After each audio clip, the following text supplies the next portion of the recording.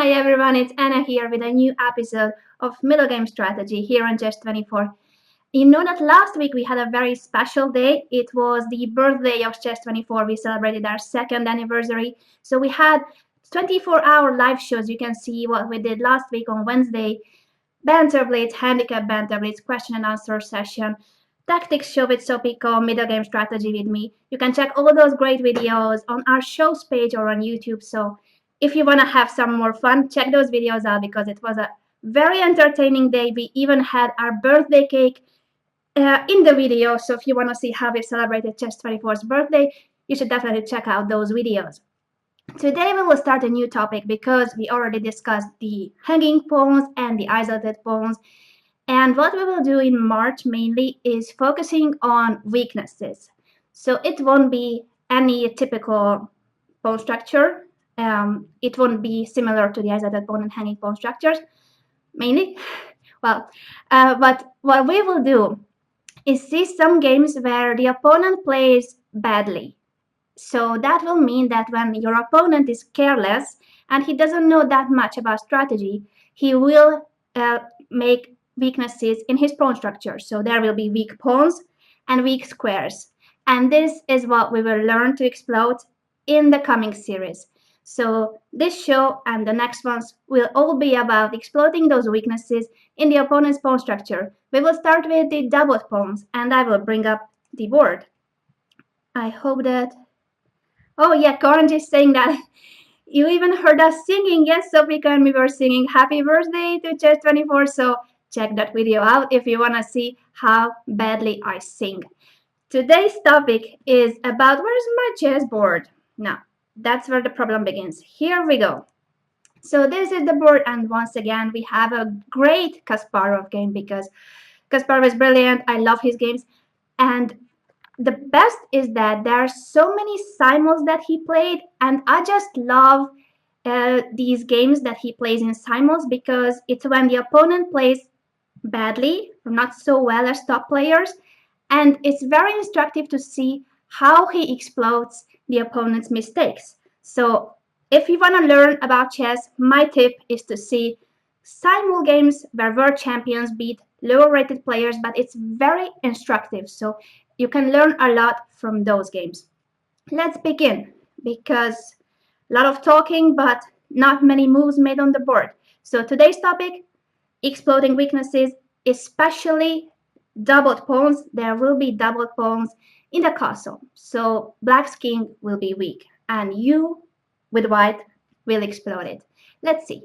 It began with e4, e5, very normal. Oh, I hope I can make these moves. Now it's working.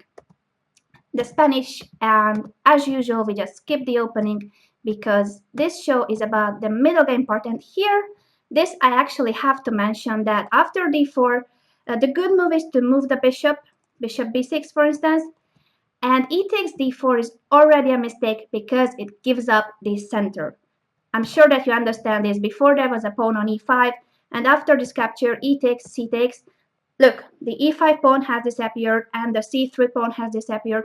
Of course, this is a trade that favors white. And now what you see in the center are two beautiful white pawns and no pawns for black. So that means trouble. The bishop has to go, and now either e5 or d5. Perhaps e5 was even stronger. Just look at this position, e5, knight d5. And you start attacking this knight, because if you can keep the knight on d5, that's good. But after bishop c4, knight c e7, bishop g5, this position is about to collapse. Black has no space at all. He has to develop his pieces, but at the same time, his knight is hanging on d5. So it's a very unpleasant position. He has to go something like queen e8, and after queen b3, this position is horrible for black. The other option was what Kasparov did, playing d5. And after knight e7, your first task of today is to guess why Kasparov played d5, because if it is black's turn here, black will just go d6 and develop his bishop. So obviously, Kasparov had something against this plan. Let's see if you can find that. And I have this beautiful image, the time to think, I hope somewhere here. Let's see. There's my time to think image.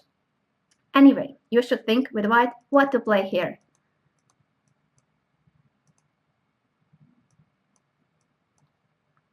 There we go.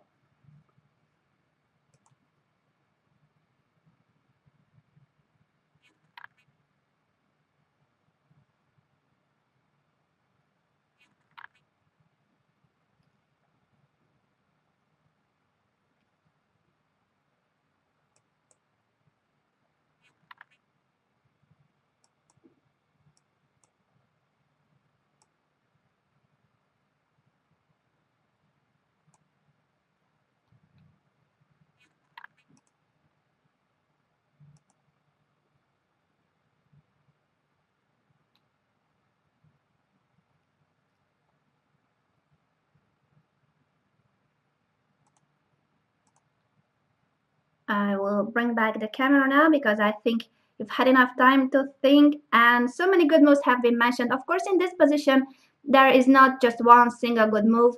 So bishop g5, for instance, what many of you have said is good, but what Kasparov did was an even more interesting move. It's not something ordinary to see that white goes for d6. So he avoids d6 by pushing d6 himself with white. So d6, and after c takes d6. What was the point of all this? Because if we go queen takes d6, then after knight e4, it's black who is better. So d6, c takes d6, and he didn't even want to capture this pawn. He just gave it up because now that there's a black pawn on d6, yes, it's a pawn up for black, but look at what kind of pawn up is it. It's a horrible pawn structure. There's this d6 pawn and d7 pawn, doubled pawns, and it makes it just so difficult for black to develop this bishop. This is what this move d6 is all about. That now just try to imagine how to develop this bishop. It just, if you need to push the d pawns, you have to give back this pawn or exchange it on d5 and then push d6. Or if you want to fianchetto your bishop, then first you have to move this bishop away and then play b6. In both cases, it's a lot of time. And here, what white wants is to have the initiative and a lot of tempi up. So black is a pawn up, but in this position, I think he would just love to give back the pawn and have all his pieces developed. So this is not the kind of pawn up you want to have when you play this position with black. After d6, c takes d6, all Kasparov did was to keep developing his pieces. Knight c3 protects the e4 pawn, and this knight is already heading to some great square that I'm sure that you can see. Because whenever there are pawns like this, oh, not that pawn, I meant this square, look at that d5 square. That is an outpost. It's a square where once we manage to place a piece there, it just cannot be kicked out from there. There's no c pawn and there's no e pawn. So that is a cool square for any white piece.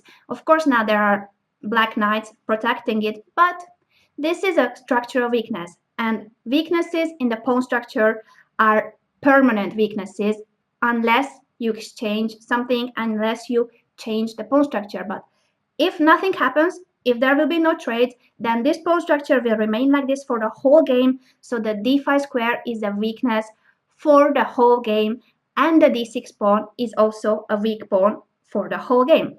That's the cool thing about sacrificing a pawn like this with d6. But let's see what happened in the game, because here for sure black had to go h6. What he did instead was rook e8. And now, once again, it's your turn to move.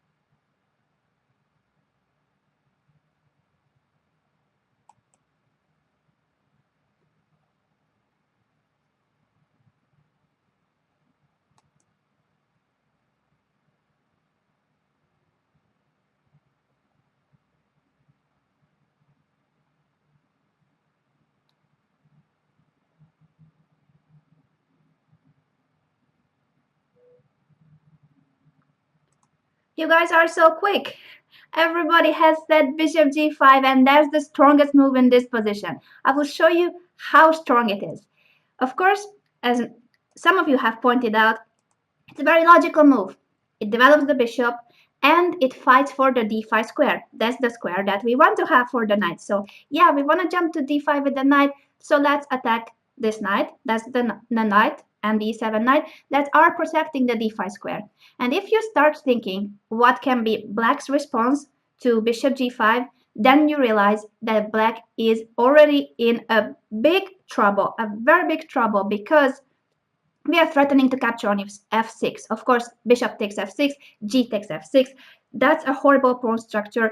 It's one thing to have double pawns like on d7 and d6, but it's even worse to have double pawns in front of the king, because that means that you are weakening your king. It's not about this very bad bishop on c8. No, it will be even worse. It will be about a horribly weak king on g8. So you cannot permit bishop takes f6, g takes f6 happen.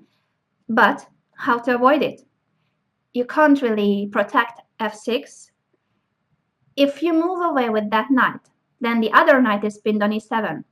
So what black did was knight g6. And of course, he wishes that we capture on f6. In case of bishop takes f6, queen takes f6, and he is more or less happy. But there's a much better move here, and I'm sure that you can say it immediately. What to play here with white?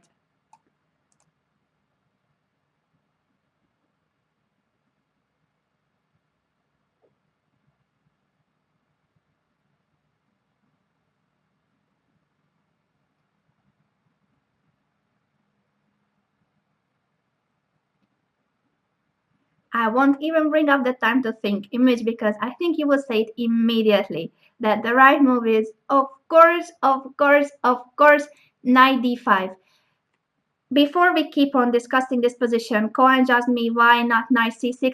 Actually, it doesn't really matter for black because it's just bad anyway. We will go knight d5 no matter what. What he's trying is to cover his king, because after knight g6, knight d5, or knight c6, knight d5, we will capture on f6 and make his king very weak. So it's logical that black wants to have at least this knight on g6.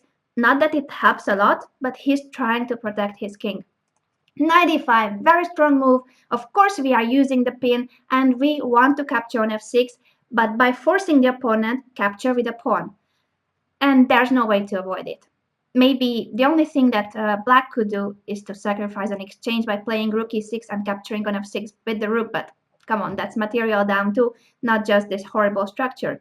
So it is a position where black is basically lost.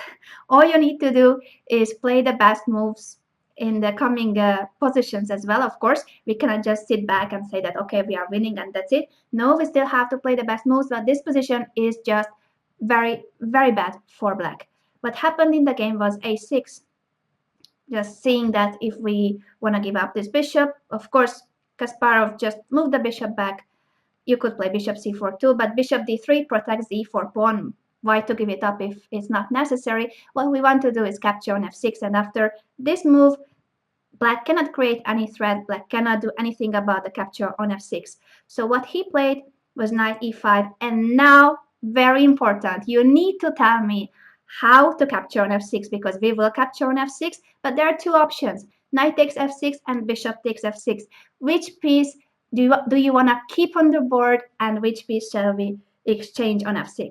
Knight takes or bishop takes f6? And now it's really time to think.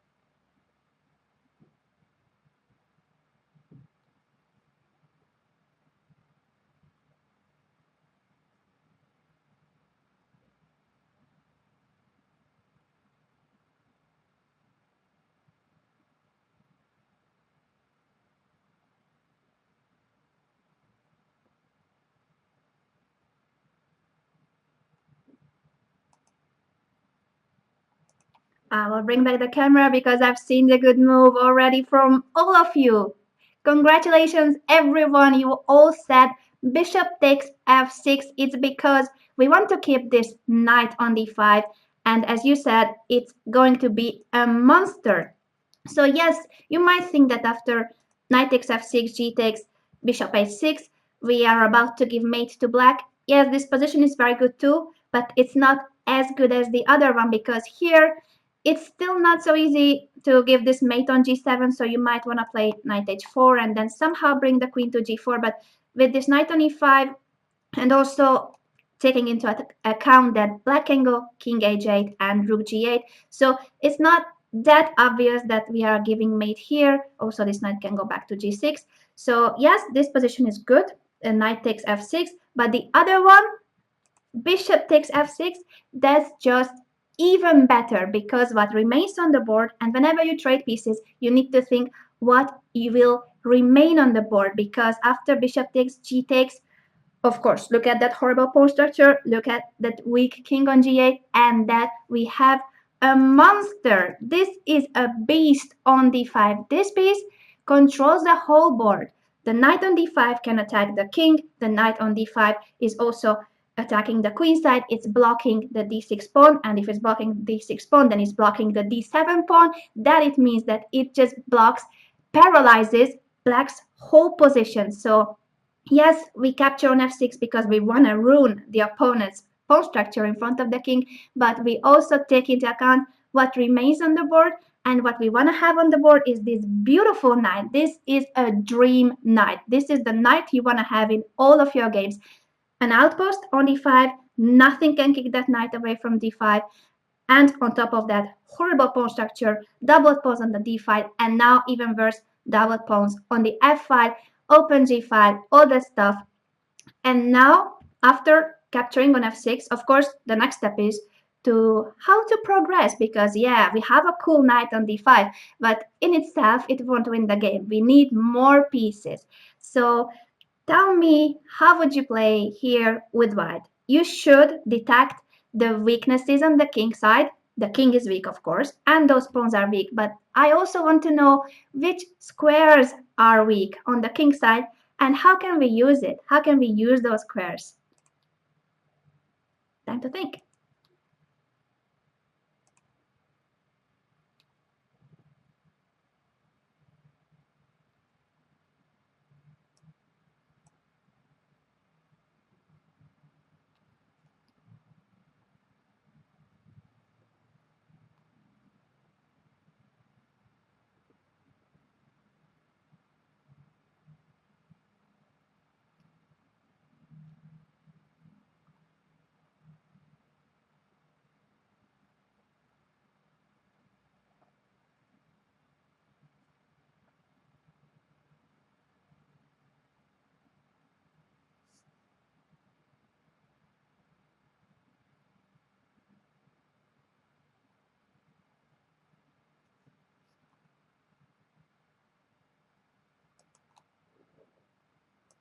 You guys are so quick and so brilliant. Yes, of course, knight h4 because we have a beautiful knight on d5, but who said we cannot have another great knight? Knight h4 and this knight is heading to f5. That's another outpost. That's a weak square in the opponent's structure. Just like the d5 square, from f5, no pawn can chase our knight away. So that's an outpost, and you want to have your knights on outpost. Of course, this is not just about placing the knight on f5, it's also about trying to mate the opponent's king, because this knight on f5 will attack the g7 square. It also has opened the diagonal of the queen, so we can go queen h5, queen h6. Also, some of you have mentioned that we can play for king h1, f4, and chase that knight away from e5. Then we can also consider bringing the rooks on the third rank. Many plans, but it's all connected to playing knight h4, knight f5. And now that I have drawn so many arrows, I hope that you can still understand what I'm saying. Wow, this is not a masterpiece. Maybe I should have colored with more arrows, then it would have been more artistic. But anyway, those are the plans. Knight h4 is a great move. And after bishop c5, of course we can go knight f5. That's a completely good move, but just to show how perfectionist Kasparov is, he played b4 because it's an even more precise move. So first he just makes that bishop even worse, because in case of bishop d4, after rook c1, now there are so many threats. Knight c7 would win a rook or an exchange. Knight f5 is another threat, and after knight f5, this bishop will be hanging on d4. So after b4, he's just forcing the opponent place the bishop on a worse square. Whether it's going to be hanging on d4 or it has to go to a7. This is what happened in the game, but that means that the bishop is just worse. So he doesn't only improve his own pieces, but he is constantly making the opponent's pieces worse. That was the idea behind pushing d5, d6, sacrificing this pawn, not letting the c8 bishop develop, and now after b4, this other bishop is also worse. That's how Kasparov plays. Knight f5, this is what we wanted. Beautiful knights, monsters on d5 and f5. And yeah, black could actually resign if he wanted, because there's not much to do here with black. But let's see. We still need to see what happens in the game. Rook e6, you still need to give mate or win material. You cannot just wait for your opponent to resign, of course. And in this position, there are many, many good moves. So I will not ask you this time, because I think no matter what move you say, it's going to be a good move. Almost every move is winning here. You can play queen h5. You can go for king h1 to push f4.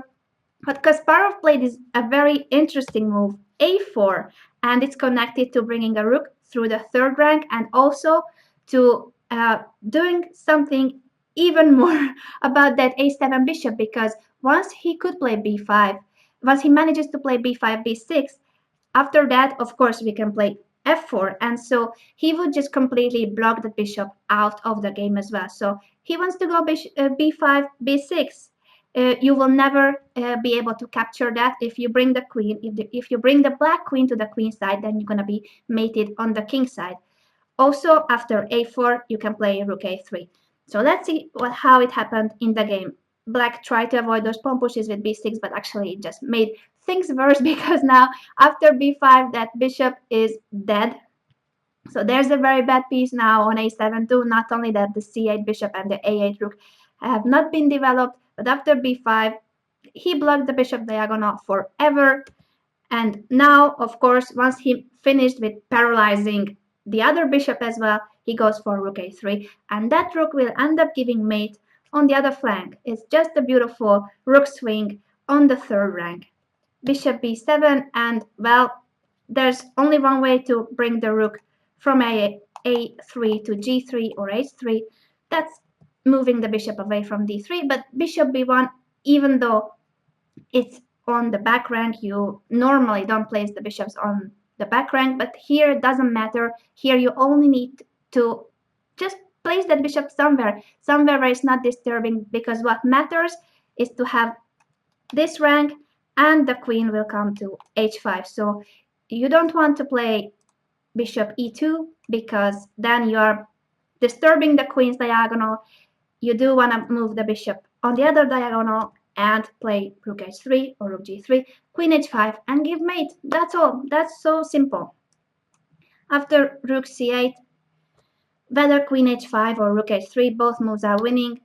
Kasparov played rook h3 first, knight g6, queen h5, knight f8, and queen h6. There's no way to avoid both mates at the same time, whether it's mate on g7 or by queen takes h7, queen h8, depending on where the knight moves. So I hope that you like this game. I think there's a lot to learn from it. That's why I like simul games, because first of all, the opponent made a big mistake here in the opening, and Kasparov punished him immediately after e takes, c takes. Here, whether e5 or d5, both moves are good, and in this position, when you know that your opponent wants to develop by playing d6 and then moving the bishop, you can be creative, go creative, and play d6, because that's a pawn sacrifice. It's a pawn down for white, but at the same time, you love to have a pawn down like this, because it makes the c8 bishop just horrible. It takes ages for black to develop that bishop. That means that you win a lot of time, and time is so precious in chess. Not only the time on your clock in blitz, or in classical games, but also the tempi on the board. So d6 won a lot of time for white for the initiative, knight c3, and then bishop g5.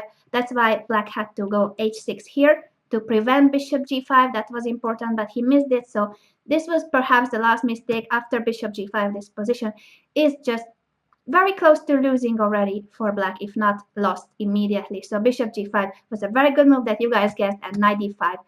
And then the last important thing that we learned from this game was that bishop takes was stronger than knight takes, because now we would have two monsters, two knights on Outpost, the d5 knight and the f5 knight, and then the only thing you needed to do was either to bring the rook or the queen or both to the king side and give mate, because this king on g8 is horribly weak. So having double pawns in the castle, especially if they are not only doubled but isolated too. So this position wouldn't be that horrible. I mean, it would be bad, but not this horrible if there was a pawn on g7, because then it would mean that there are double pawns on f7 and f6, but at least there would be a pawn on g7 connecting them to the rest of the pawns. So now in this position, the problem is not only that they are double pawns, but also that they are isolated pawns. There are many pawn islands here. These are isolated too. So double pawns, when they are isolated,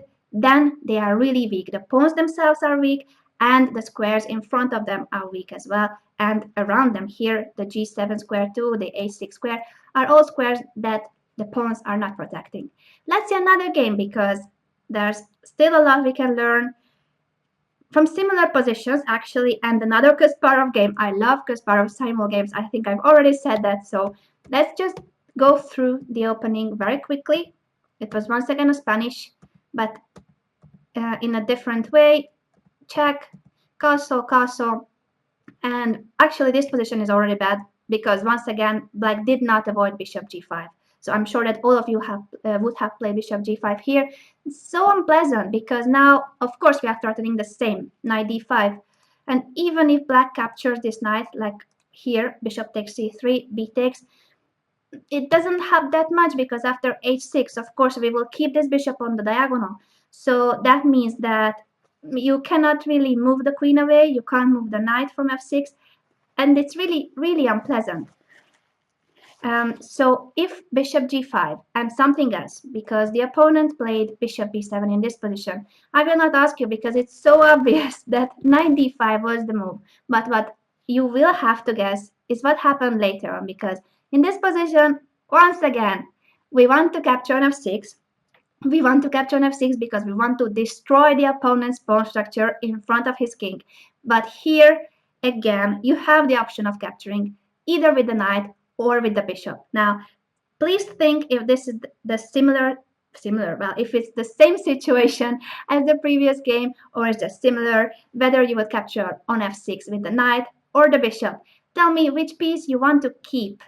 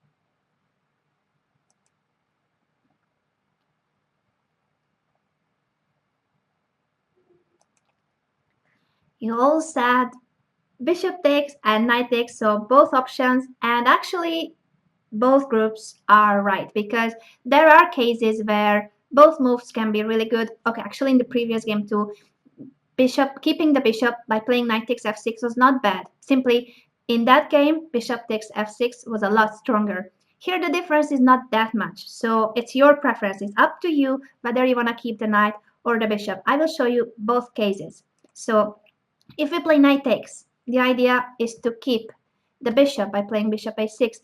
And the only problem that I can see with this is that the pawn is hanging on e4. If it wasn't for that, rook takes e4 and then trying to somehow, not right now, but the idea of black is to cover the g file at some point so he can go knight e7, knight g6, or even some weird moves like rook g6, just trying to cover the g file and not getting mated there.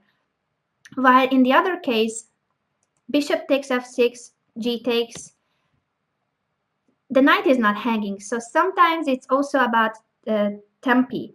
Rook e8, and in this position, if we go knight takes, g takes, that means that we have to move the bishop. So that's the only drawback of capturing with the knight, that you have to move the bishop. You have to go bishop a6. And yes, it's a nice position, but we are not threatening mate, so it's not like black cannot capture the pawn on e4, and he will try to somehow defend the position. Still bad, but in the other case, after bishop takes f6, g takes, the knight is not hanging. It's a very well placed knight. Yes, it's not the same case because there's a pawn on c7. So this is not an outpost because in the future, black could go c6 at some point. Still, he needs to prepare it. So he needs to move the knight away and he needs to push c6 afterwards. If he moves the knight, then the b4 bishop is hanging. So it takes a lot of time. Once again, time is so important. It would take a lot of time for black to chase that knight away. That's why this d5 square is still really cool. It takes a lot of effort for black to do something against that knight. And also, it's about time, and the knight is not hanging, so in this position with white, you can do whatever you want.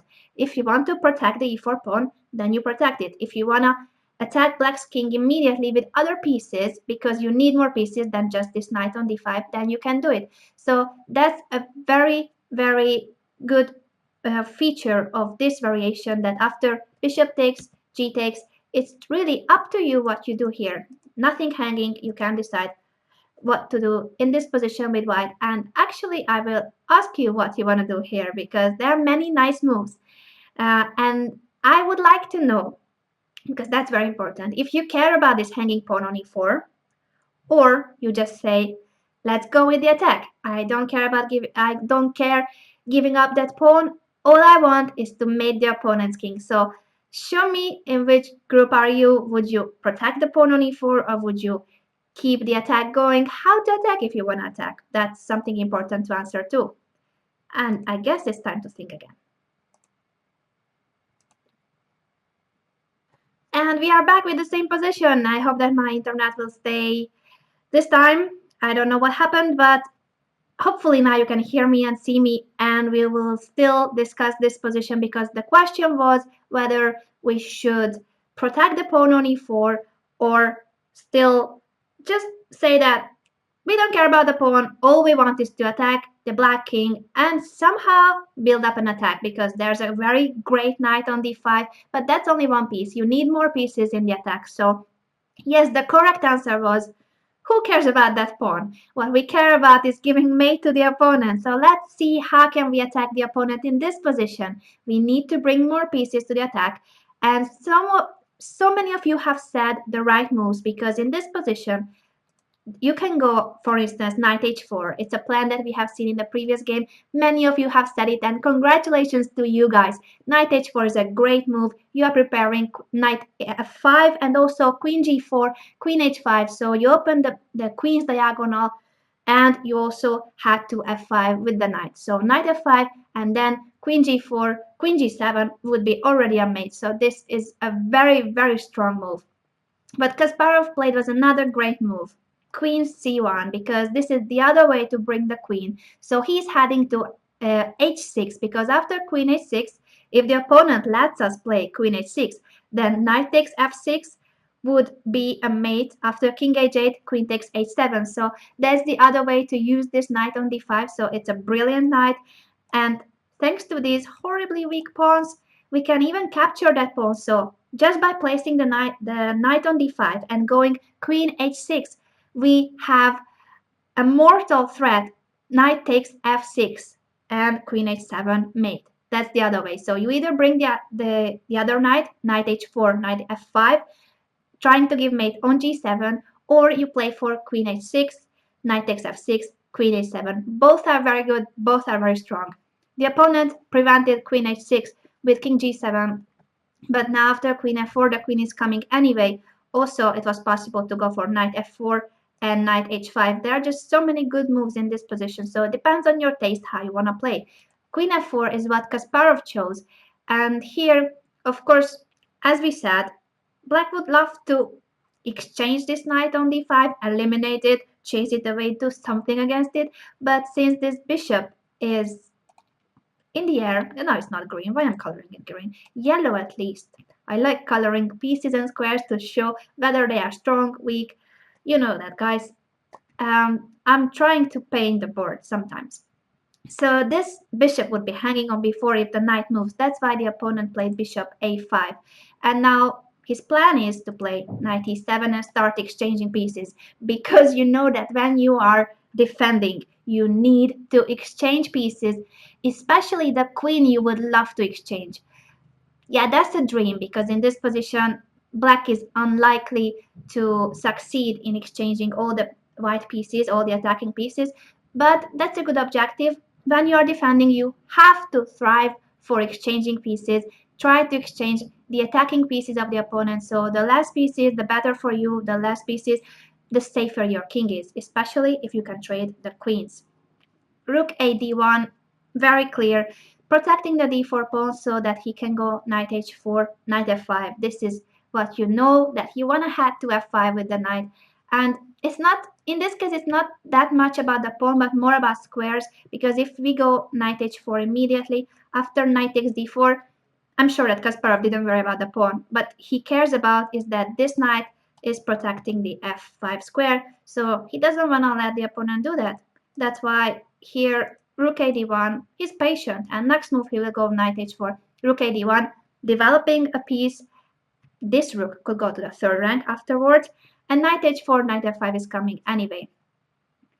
Knight b4 was played here, and there are many good moves in this position, but I want you to pick one. What would you do here with white? Because knight b4, would you capture on b4, or would you just not care about this knight at all? Would you move the knight away? What would you do here with white? There are many good moves, so all I want to know is how would you continue the game if this was your game with white? What would you do here?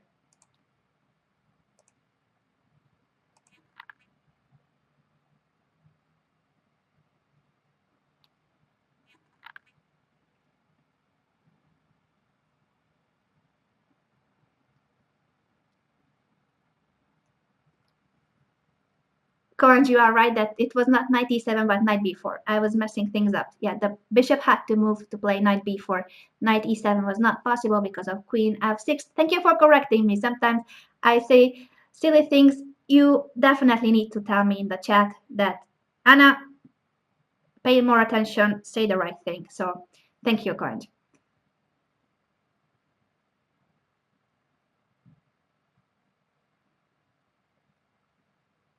So it is white to move, and your task is to do something. What would you play here with white? Would you capture on b4? Would you move the knight away? Or you would just not care about it?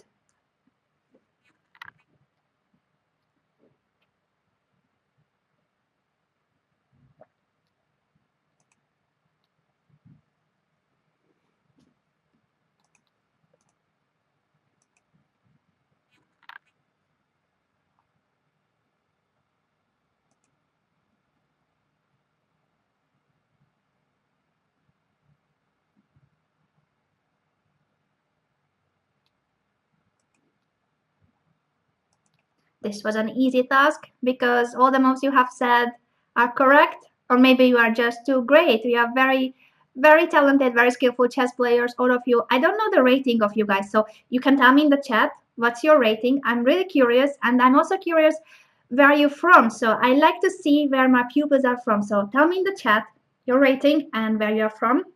And at the same time, I will show you that all the moves you have said are correct. Knight e3 is a great move here. When knight e3 heading to f5 with that knight, so you are saying that I will not give you that knight. And even if black captures this pawn on e4, because after moving the knight you should see that this pawn is hanging, knight f5 and this position is just lost for black. What Kasparov did was bringing the other knight to f5, so that's another great move. Knight h4, knight f5, same idea, same mate. So just keeping the knight on d5, and he doesn't really care if this knight is captured on d5 because there will still be a pawn on d5, paralyzing the bishop on b7 if knight takes d5, e takes for instance, or knight f5 first, because a check, an intermediate move, is very strong, especially if you are giving mate. So bishop c8 had to be played, trying to protect this f5 square. What he wants is knight f5, bishop takes, eliminating that beast on f5. So after bishop c8, you have, once again, quite many tempting options, but tell me, what would you play here? Not knight f5, because even though the position will still be good, but you want to place the knight there without being eliminated.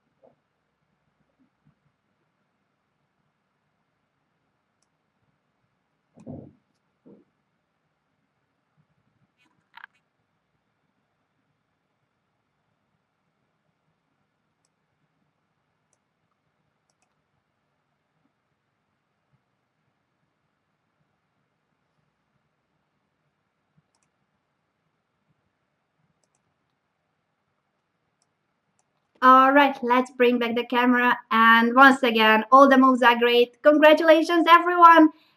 There is a move that I love in this position, and so many of you have guessed it. It's not the move that Kasparov played, because I think there's a difference in style and taste between Kasparov's play and mine, and of course, level difference too. He's a lot stronger than me. But in this position, there's a move that I just love. Knight e3, because you want to place a knight on f5 and you don't want it to be eliminated. So let's go there with two knights. And once this knight is captured on f5, there will be another knight jumping on f5. So you will end up having a knight on f5 and giving mate to the opponent, most likely, because with a knight on f5 against such a weak king, it's very unlikely that the opponent can defend. So I love the move knight e3, going to f5 with the knight and then playing for mate. What Kasparov played, of course, is also very strong, with a different idea. He captures on b4, because that knight was protecting the d3 square. So after knight takes b4, bishop takes, rook d3.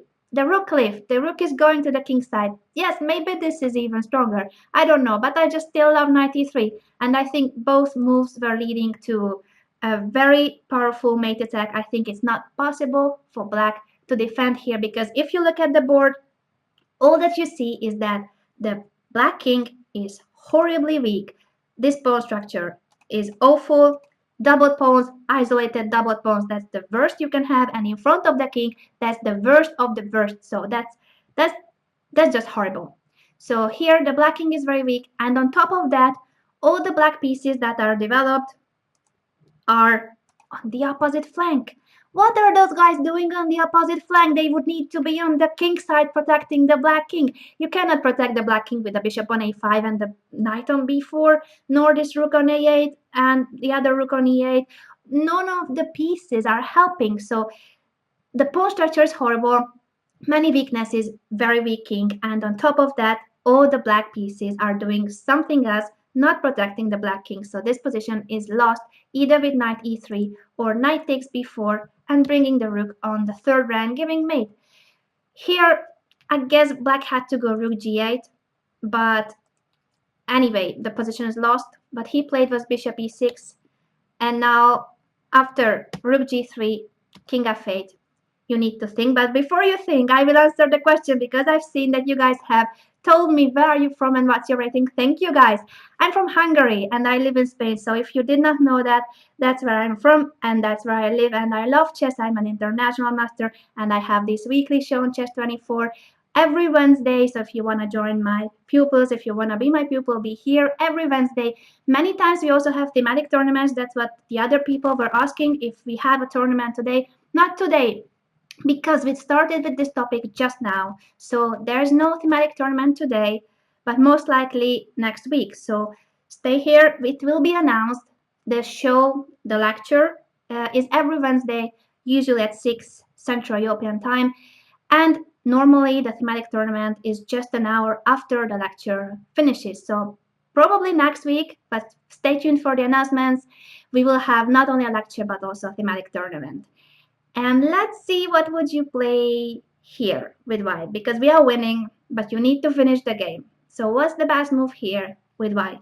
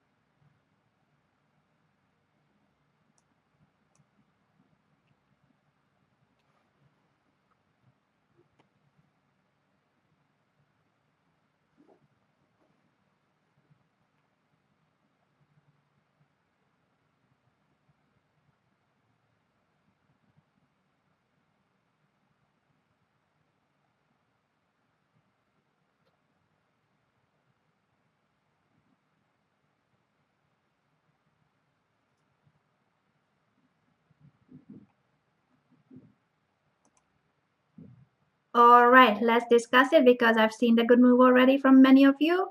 Congratulations once again. I don't know how you guys are doing it, but you always guess the move. So here, of course, there are many good moves. But the strongest one is, I believe, Kasparov's move because he took on e6. And that's a move like, okay, when you take on e6, you are like, but isn't he helping the opponent because after f takes e6, now the pawns won't be doubled anymore? We don't care about doubling pawns or undoubling pawns anymore because we are giving mate. After f takes e6, it's a mating too. Queen h6 and then it's mate. Queen g7. There's nowhere to go with the king. So that's the first important thing to understand, that after bishop takes e6, there's no f takes e6. And if black has to capture on e6 with the rook, it means that the f5 square, I hate that word, f5 square, the f5 square will be an outpost. It's still an outpost. It has always been an outpost, and our knight is jumping there. After knight f5, actually the opponent could have resigned because there's just no way to prevent queen h6 check and rook g8. So it's either a mate, or we win a queen, or we win a rook, but the game is over. Black played bishop d2, but this is really something I think we don't have to discuss any further, giving up a piece just to try to defend. But anyway, everybody can win the game with a piece up. The point was, until this moment, after knight f5, look at the position. There's a beast on f5, and it is because of the pawn structure. The pawn structure defines the position. f7 pawn, f6 pawn, h7 pawn. Those pawns are very bad because they are not connected. They are not in one pawn chain. They have 7 pawn and they have 6 pawn are doubled and isolated, and the king was on g8. So if you castle kingside, you cannot allow your opponent destroy the pawn structure in front of your king because you gonna be mated. Nobody wants to lose games. Nobody wants to be mated. So avoid this. This is how you should not play. And on the other hand, when you're white and when the opponent makes such mistakes, he lets you pin the knight on f6, he lets you double those pawns on f6, then you will win games just like Kasparov, the same brilliant way, because you know how to play, you know how to explode the weaknesses. Weak squares, outpost, the d5 square was great, the f5 square even greater because it's closer to the king. The g file is open, so you can bring the rook on the third rank and the queen with queen h5, queen f6, queen h5, queen h6, for instance. So all these plans you can use and should use when your opponent plays badly and lets you double pawns in the castle. Because doubling pawns, having isolated double pawns is bad in general, but in front of the king is just resign. If you play well, you will win all the games where the opponent doubles pawns like this. I will show you a miniature now. It's not a Simon anymore, it's Adam's Maki Oro from the European Club Cup in 2004. And the game went very, very quickly because, not because of the opening, it's a very normal to play the Alapin with both colors, but what we will see is that suddenly, I hope that my computer is not collapsing. I hope that you still see the moves. Sometimes it just gives me headaches. Yeah, c4, knight f6. All I want to show you is this position because you will find a big similarity in one thing. After bishop e5, we are threatening to capture on f6 because we want to destroy the opponent's pawn structure in front of the king. That is so simple. So bishop e5 threatening to capture on f6, and actually black cannot prevent it because if he goes bishop e7 in order to protect the knight, then we still capture on f6, and this bishop on d7 is hanging. So bishop takes h7, wins the pawn on h7. The king is weaker, we are a pawn up, the rook on the 7th, the queen will go to h5. This position is very good for white. So after bishop e5, the opponent realized that he cannot prevent this move coming. Okay, he could move away with the knight, but moves like knight e8 don't work when you have bishops like this on the board and the queen can go to h5. So this position is horrible. And anyway, this bishop is hanging on d7, so bishop takes h7 is still a possibility. What he did was bishop c6, but after this, we capture on f6. I'm sure you would have said it, so I'm not even asking. Bishop takes, g takes, and in this moment, time to think because, yes, we destroy those pawns.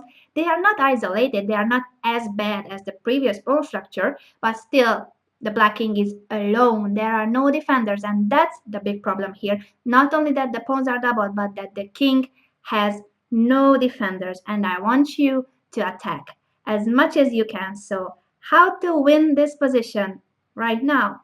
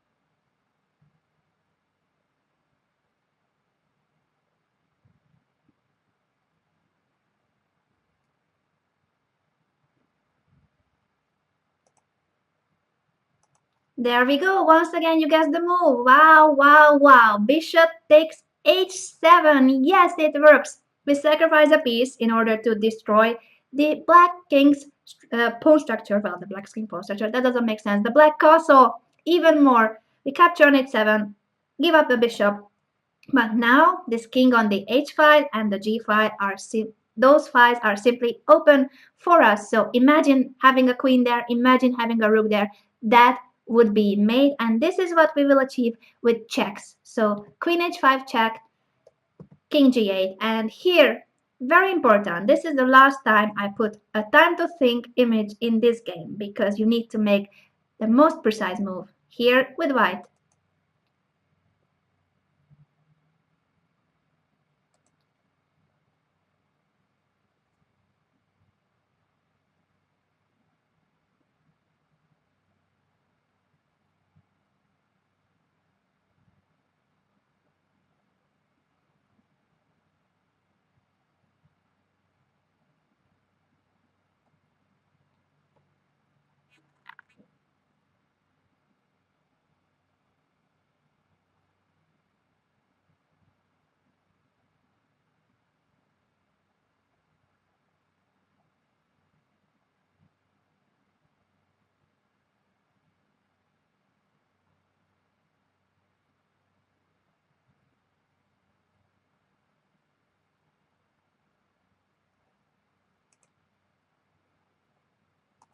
Very well done! Most of you have said queen g4, and that's the correct way to win because if you play rook d3 first, that means that now it is black who is winning.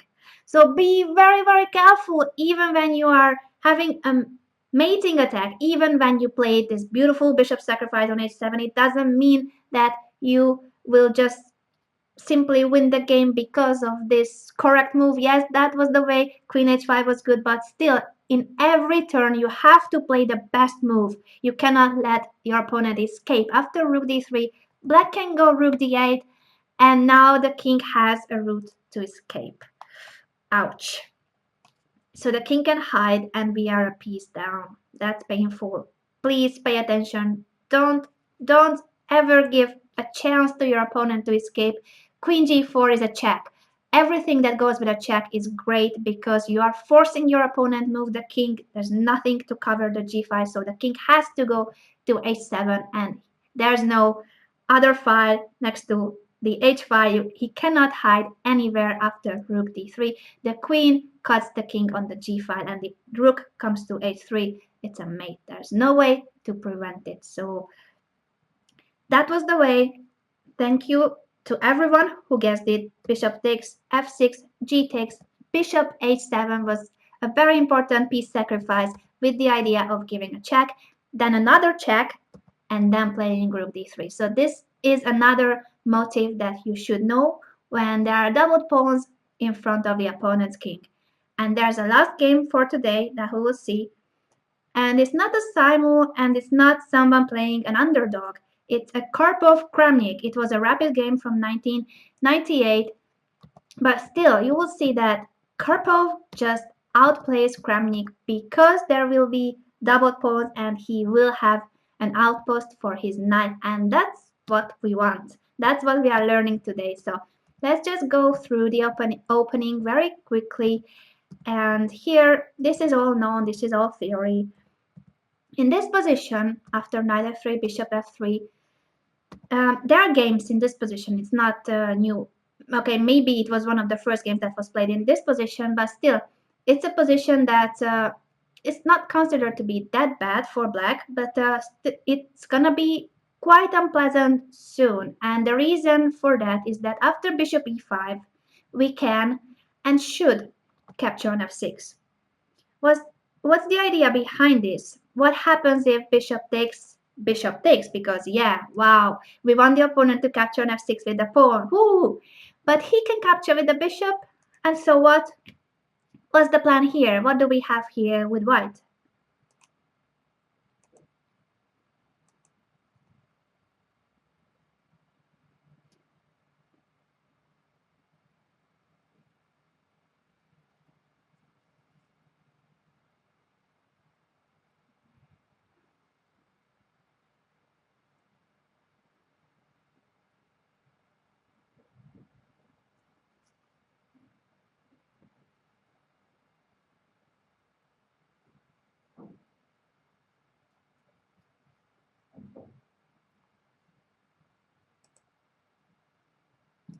That was really quick. I think Noemi was the first to say it, but then everybody else have said it. So congrats once again, always playing the best moves. I love you guys because here the move was, of course, knight d5.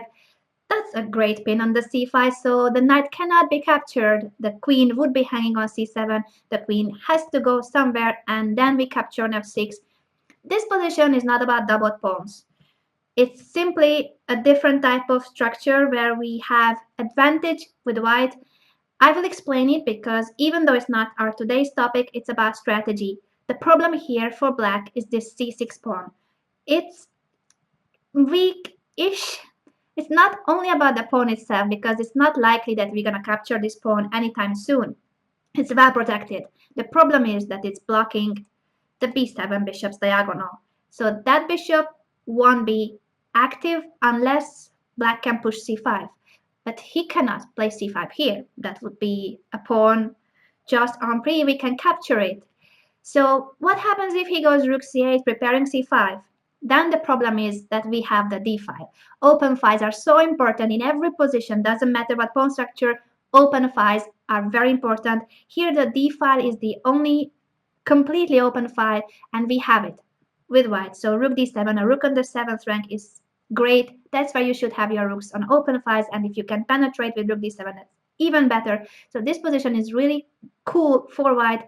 And if black wants to avoid rook d7 by playing rook a d8, then a very important move in this position is b4. And that's just telling the opponent that forget about playing c5 forever or almost forever because it's going to be really, really difficult for black to push c5. And if he cannot push c5, then the b7 bishop is passive. So we are playing against this bishop and against the backward c6 pawn. This is a backward pawn and the bishop is passive on b7. So that's why this position is good for white. It would be even better if we had a knight using this outpost because the c5 square is an outpost. Imagine we have a knight on b3 and we can jump to c5. But okay, that's just a dream. This is the reality and it's still a very good position for white. So actually there are in the other games as well that happened in this position after Kramnik's game, black chose to capture on f6 with the pawn because they want to keep the active bishop. Black's e5 bishop is better than the b7 bishop, so black decides to destroy the pawn structure, hoping that this active bishop on e5 will compensate for it. And it's true that this position is only a slight advantage for white, but it's a very, very pleasant advantage. I would love to play this position with white. I love playing positional and seeing weaknesses in the opponent's structure. So this position I would love. And the correct move here is, well, actually I won't tell you. You tell me. We have destroyed the opponent's pawn structure, and there are not only weak pawns, but weak squares, and we do want to explode those weak squares and use them. So where do we want to place which minor piece and how? Tell me.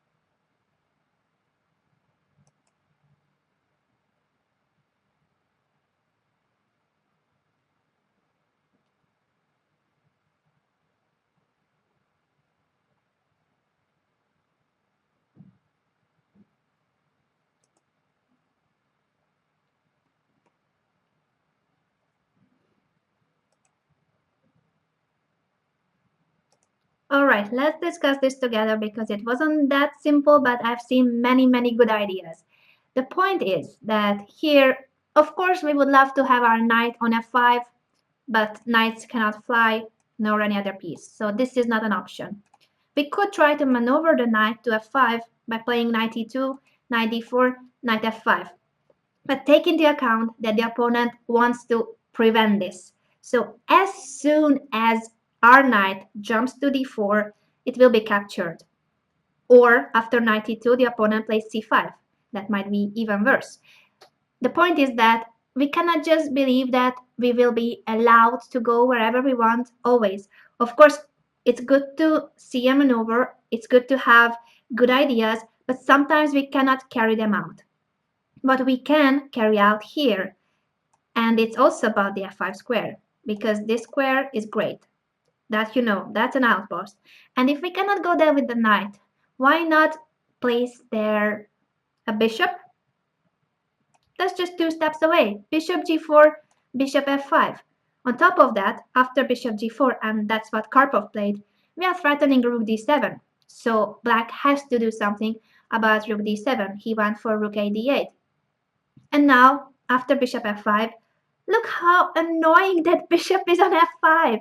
Yes, it's not a knight. We would like to have a knight there, but the bishop in this position is as annoying as a knight on f5 because now it's not about the g7 square. If we had a knight, it would be about the g7 square.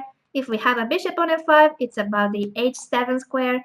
And all we need is to bring the queen to the h file and give mate on h7. There is no defender. There's nothing defending the h7 square, only the king. So once you bring the queen, you will win the game. You will win because this h7 pawn, it's not only a weak pawn, but it's also next to the king. So we will capture the pawn and give mate, or capture everything if black sacrifices everything in order to prevent mate. But this position is just winning if black doesn't do anything about the bishop. So he has to go bishop c8. He has to eliminate this bishop to eliminate danger. Bishop c8, very good move for black. His position is slightly worse, but bishop c8 was necessary in order to avoid the mating attack we would have by bringing the queen to h5. So now it's your turn. Let's see, what would you do after bishop c8? Shall we let the opponent capture on f5 or shall we capture on c8? I think those are the two options we have. We can't really keep the bishop, so don't worry about trying to keep the bishop. No, we can't, no problem. But you have to decide whether to let the opponent capture on f5 or you will capture on c8 yourself. Where do you want to trade the bishops?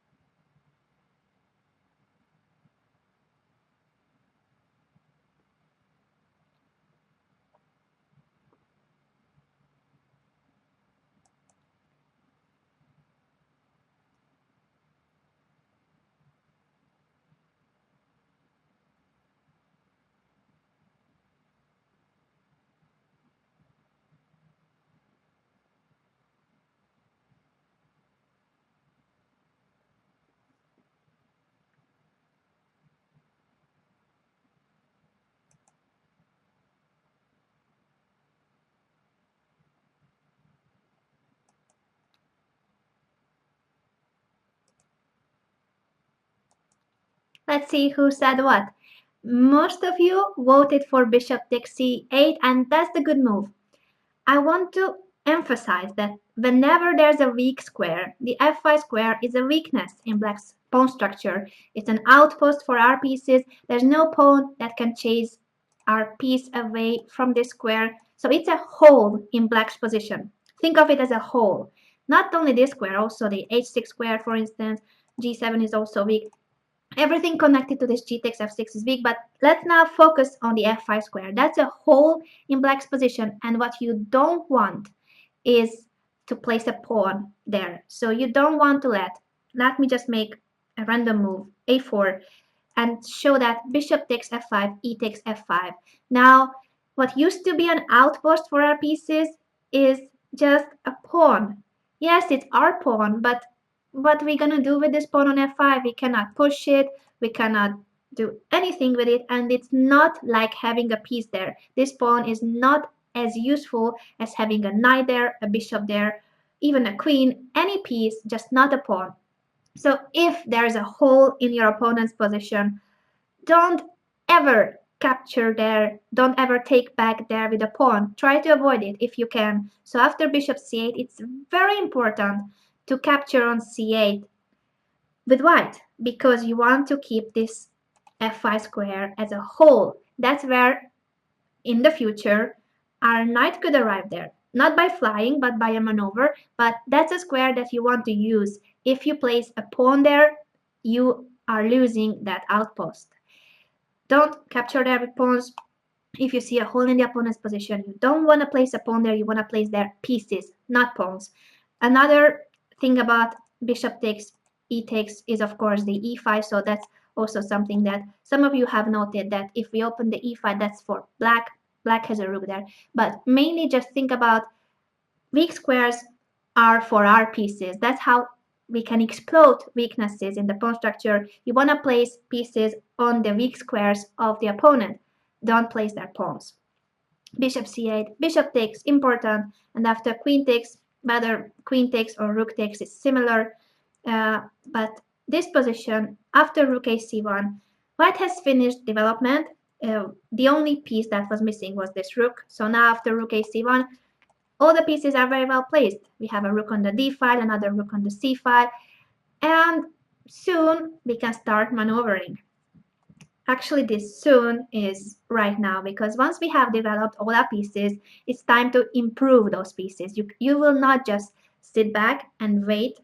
We will improve these pieces. So what's the way to improve the pieces here, especially thinking about the c3 knight? You already know where you want to have this knight. Now tell me, how can it go there? At least try to go there.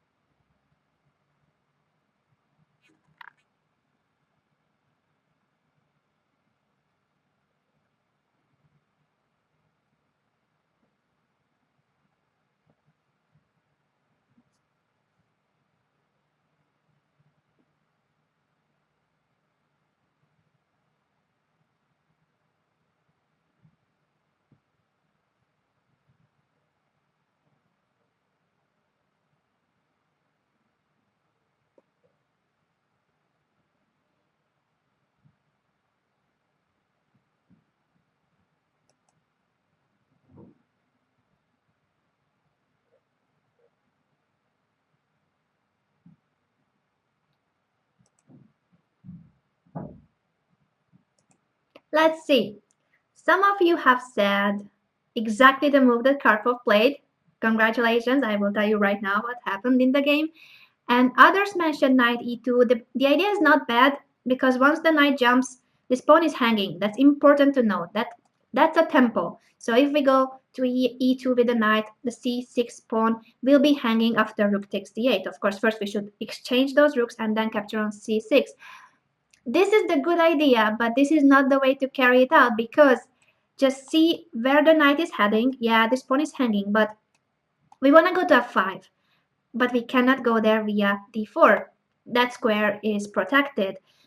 It would be a piece sacrifice if we go to d4, but even if we had that square protected with more white pieces, black would exchange his bishop for our knight, and that's what we don't want. So we need to find another route, and that's why, no matter how weird it looks, the good move is rook takes d8, because we need to free the d1 square for the knight. That's the way. The knight will go to d1 and then to e3 and then to f5, and black won't be able to do anything about it because it goes with a tempo. So rook takes d8, rook takes knight d1, the pawn is hanging on c6. That's what you all noted, but this was the way to use it because knight d1, knight e3, knight e5 is the route for the knight. And if black doesn't want to lose a pawn, let's say rook c8 for instance, then we are already on e3 and next move we go knight f5. So there's no time for bishop d4 capturing the knight because we already jumped to f5. There we are. And once we arrive to f5, black can never eliminate this knight because there's a dark squared bishop and we are on a light square. That's so logical, but at the same time it's important to note. So that's an outpost where it's not only that no pawn can chase our knight away from, but the bishop can do no harm to our knight once we arrive to f5. What happened in the game was after knight d1, Kramnik played c5, uh, giving up this pawn because he wanted to create some kind of counterplay, not letting knight e3, knight f5 happen. Perhaps if he wanted to do this, he could have tried bishop d4 just to avoid those knight jumps. And yes, black has lost the pawn, queen takes c6, and this is a good advantage for white, but at least he prevents knight e3 and knight f5 afterwards. Anyway, what happened in the game was still not a tragedy, because after c5, queen takes, here he could still play bishop d4. So the idea is that you attack the queen and then knight e3. Whenever white wants to go knight e3, black will capture immediately. Black wants to exchange the knight for the bishop because he doesn't want to see a knight on f5.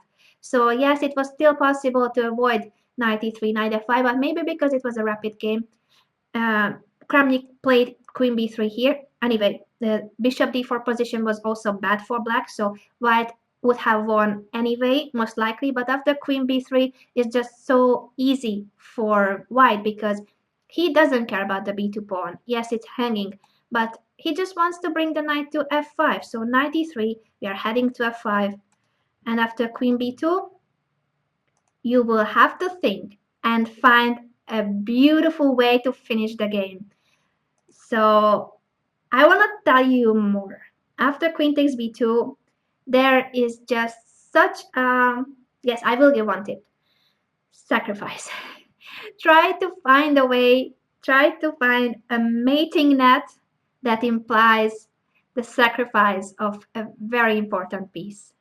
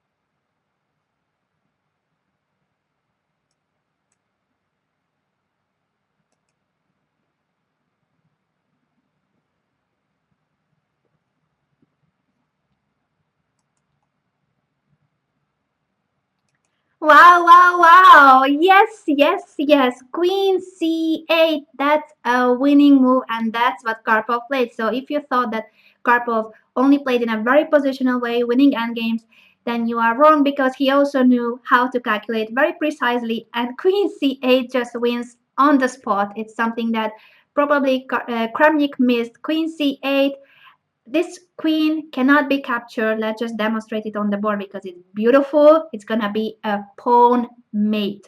Queen c8, if rook takes, king g7, knight f5, everything is forced, king g6, rook g8, king h5, and g4 mate. Wow, that's just brilliant, isn't it? So after queen takes b2, queen c8, this queen cannot be touched because that would lead to mate. But if it cannot be touched, then that means that the rook on d8 is hanging. He has to do something about it. Kramnik went for rook f8. But now, after queen g4 check, king h8, rook c8, there's no way to defend because we are not only threatening to capture on f8, that would be something that perhaps black can defend against by playing, for instance, queen takes a3, but the other threat is mate on g7 with the knight on f5. So white has managed to place the knight on f5, and that move wins the game because this is a beast and it's all about black's king. The black king is very weak. Placing a knight on f5 means that it's a monster attacking the g7 square. It doesn't matter that the rook is hanging on c8 because we are giving mate on g7. So there's no defense in this position. But let me just put it back to the critical moment. This crucial moment of playing queen c8, that's beautiful.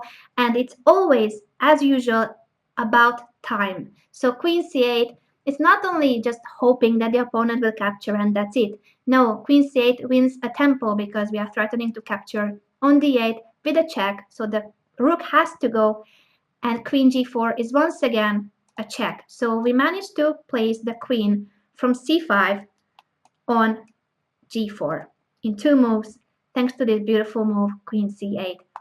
I hope that you like this game. I think it was very instructive, especially the moment where we play rook takes d1. Let me just show it again. Rook takes d8, sorry. Rook takes d8 here in order to play knight d1 when the pawn is hanging on c6, so we are winning a tempo, and knight e3, knight f5 is coming. Of course, it's not hanging immediately. If black plays a5, we cannot capture on c6 right now because the knight will be hanging on d1, but we are threatening to move knight e3 and then capture. So if bishop d4, then we capture the pawn because the bishop on d4 is blocking the d file and our knight on d1 is not hanging. So I just love this maneuver. Rook takes d8 in order to play knight d1, knight d3, knight f5, and once the knight arrives to f5, it wins the game because it's gonna be a beast. I hope that you learned a lot today from our examples, our model games about how to exploit weaknesses in the opponent's pawn structure. We talked about doubled pawns, especially in front of the king. Many times they were doubled pawns and isolated doubled pawns. That's even worse than just having doubled pawns. So make sure that when you play, you try to avoid having this weakness in front of your king. And when your opponent makes mistakes, when your opponent lets you destroy the pawn structure in front of his king, explode it. You can make these maneuvers. Once you know where you want to place your pieces, you just need to find the route to get there. So first is to have the idea where you need to have the pieces, and second is to find the way to carry the idea out. That is so simple. This is how chess is. Thank you for being here. Thank you for being great pupils. I will see you as usual next Wednesday. Bye bye and have a great week.